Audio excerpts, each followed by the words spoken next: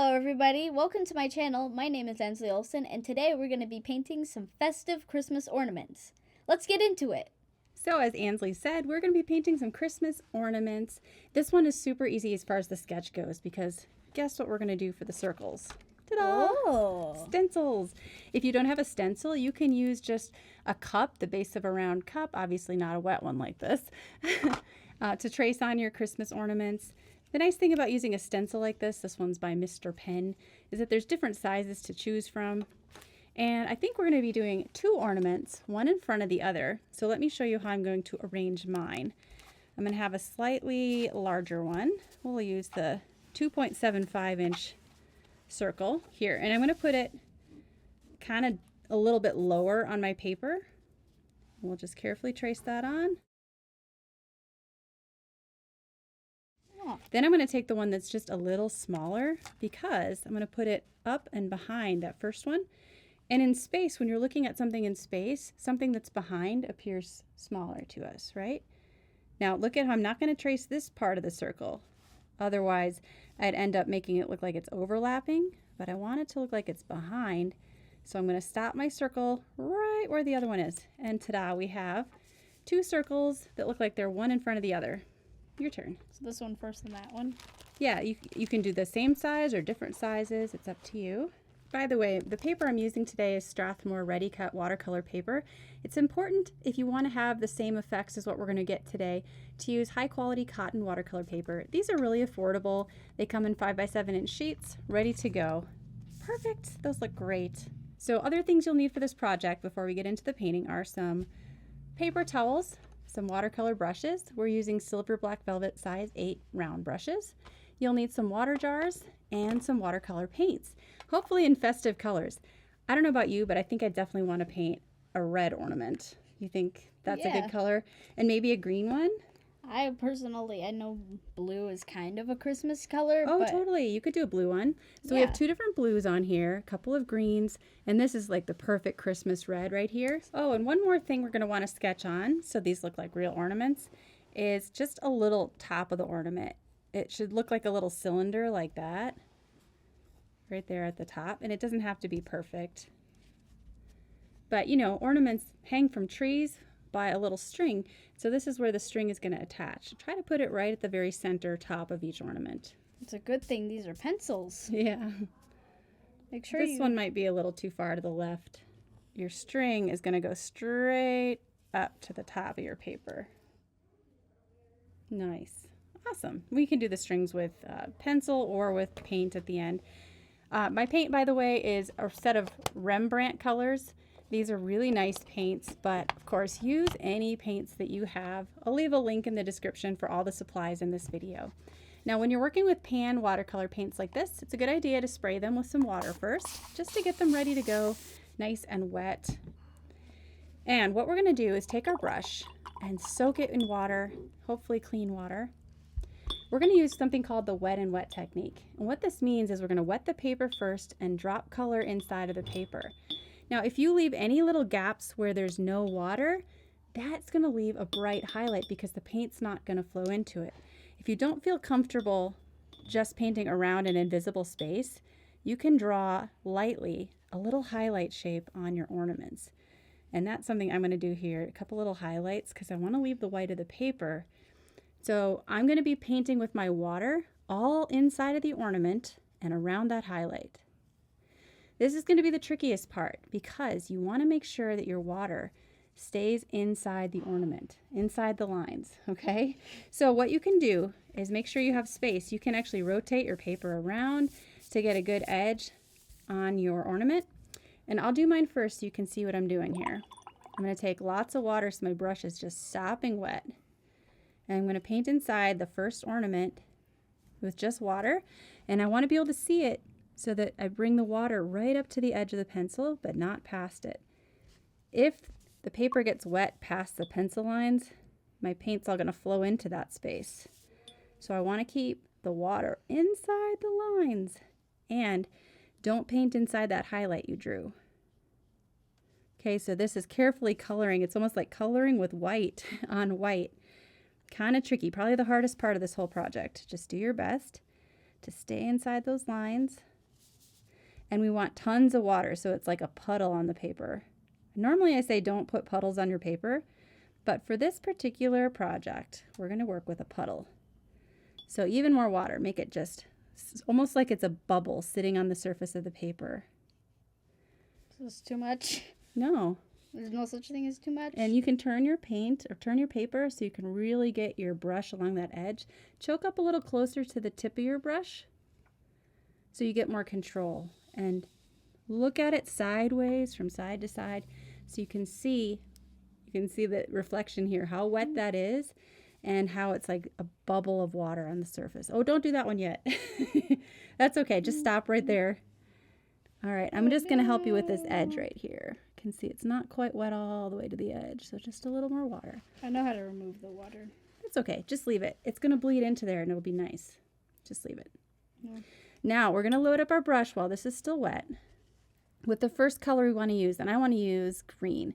So I'm going to use this gorgeous Christmas green, and notice how I'm just scrubbing into the paint with my wet brush, and I'm going to go directly into the painting. I need even more. So you want really thick paint on your brush, and you're just going to kind of glob it inside. Now I want to avoid the highlight again, and I'm going to just kind of finesse it towards the highlight. Even more paint, blobbing that in.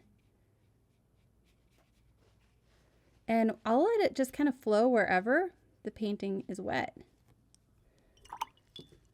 You can try now too. Grab a color. And if you want it to be a little lighter towards the top so it looks like a highlight, just rinse your brush a little bit, remove some of the water and paint, and push and pull that wet paint around. That's beautiful. Now, if you want some color or some variety in your values, remove some paint. So take it out of in the water a little bit. Not all of it. That's good. Blot on your paper towel to dry it out. And then start to spread the paint upwards a little bit. See how it's getting lighter towards the top? Yeah. So you're just kind of pushing the paint around inside that wet bubble. I'm going to take some of this darker green too. And while your paper is wet, you do have time to push the paint around. Normally I say, paint it, leave it alone, don't mess with it. But when you have a really wet surface, you've got lots of time, which is so fun. Yeah, that's looking great. Awesome. Would you like to try adding a little darker red to the bottom, like I did with my green? There's another red here, this alizarin crimson, and you still have a wet enough surface that you can take some of that creamy paint and just carefully, don't press too hard, but dab it into that paint down at the bottom. Even more paint.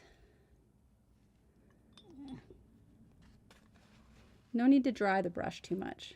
Oh. Try to match the wetness level of your brush to the wetness level of your paper. That's the general rule here. So no puddles or drips on your brush, but it should be creamy. That's probably too wet. A little more paint. Boop. More scrubbing. Good. Now go in. All right, that's pretty wet. You might see some blooms happening, but I think it'll look pretty cool. Now don't ever scrub a wet area or it's going to lift the paint, and we just want to add paint in. That's nice. All right, leave it alone. Good. So for the second one, we're going to do the same thing. You might want to wait for it to dry first, or you can just go ahead and take some water and start at the edge like I'm going to do here. And it's okay if actually some of that color bleeds into this next ornament. So let's wet the next one. Try not to touch the other one with your water. But it's okay if a little bit of that bleeding of color happens between the two. Because in real life, when two glass objects are set next to each other, the colors from each one bounces in. Like the green would reflect into the red, and the red would reflect into the green. That's just the nature of glass. So don't worry about it too much if some color is bleeding into this next ornament. I think it's like trying. Oh, it's great. I love it. It's trying to be the sun. I like yours better than mine. It's awesome. Really? All right, make more water in here. See how wet and puddly this is? More water. Okay, let's grab another color. I'm going to do red now, and you can choose a different one. Creamy paint that kind of matches the wetness level of your paper. I start at the bottom with my paint the thickest at the bottom of the ornament because that's where I want it to be the darkest. I'm saying that maybe there's a light source coming from the top, and that's why we put our highlights up here on the top right. I'm rinsing some of my paint out, drying on the paper towel, and then I have less paint on my brush as I move up.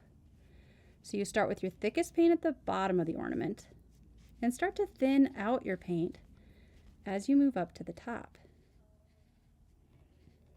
I love that bleed, actually. I think that looks even more like glass than mine does. Gorgeous job.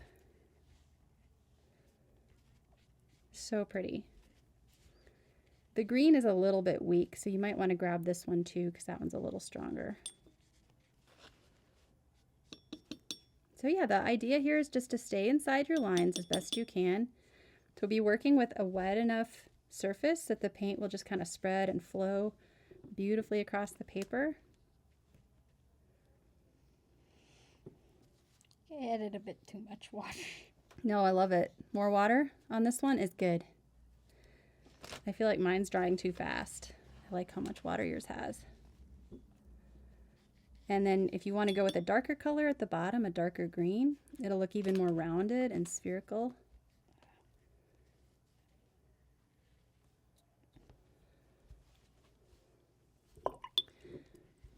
Nice. Grab more paint. Try not to go over that part because you want to leave that alone, actually, like the red there. All right, rinse that out because you're getting brown. When red and green mix, you get brown. No, I don't want a brown ornament. Yeah. So grab some more green. Lots more paint and work fast because it's starting to dry. Bring some green up into this wet area. Now we're talking. Kind of dark, isn't it? Well, you can rinse and remove some. Dry your brush a little bit so you have a lighter value at the top.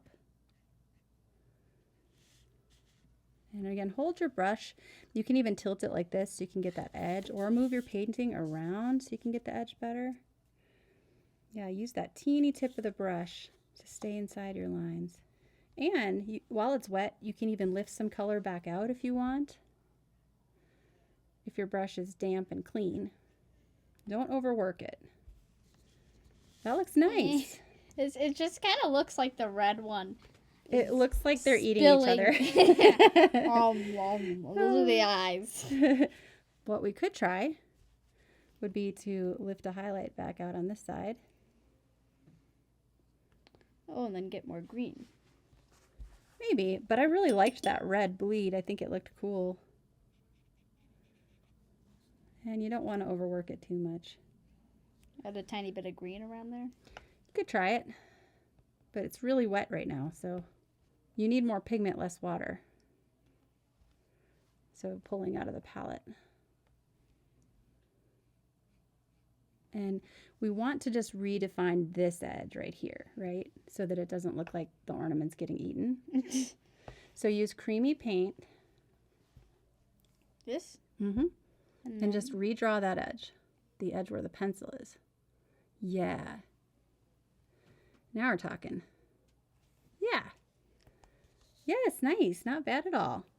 Okay, so let's add our little attachments. I'm going to make them gold. So I'm going to use this yellow ochre and a little more water. What I'm going to do is just leave a little strip of light in the middle so it looks like it's shiny too.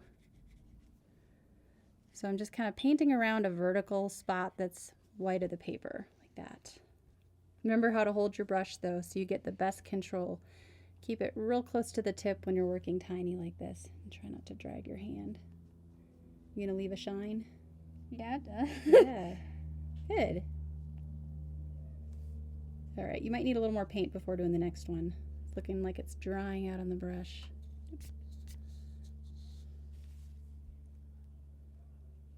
Beautiful. Love it. That looks gold. Nice. Now the last step is to add our strings. If your painting is still wet, don't do this yet. But if it's dry enough, you can take some creamy black, actually sort of watery, but make sure your brush isn't soaking wet. And kind of twist your brush around so it's at a really fine point, as fine a point as you can get it. And then I'm going to do something called an upstroke, which is just taking my brush and pulling it up like that. Ooh, a little messy. That's okay. So just going over my pencil lines, or you could do this with pencil if you're afraid to use the brush. I understand. It's a little tricky. You could even use a ruler if you want it to be a perfect straight line. Nice. That looks great. Great upstroke. It's like thick. No, you nailed it. That looks really good. The key here is making sure your paint is watery enough that it's not going to just get stuck on the surface of the paper. Yeah, that looks great. These are really thick. Well, don't go over it more. Yay! Whoa. Those look so good. Ah, That looks fabulous. Great it does. job. Thank you. I love them. All right, there's our finished Christmas ornaments. Thanks for painting with us today. Thank you for watching this Christmas tutorial. If you need something to paint or do over winter break, this will be a great thing. Thanks for watching. Have a great day.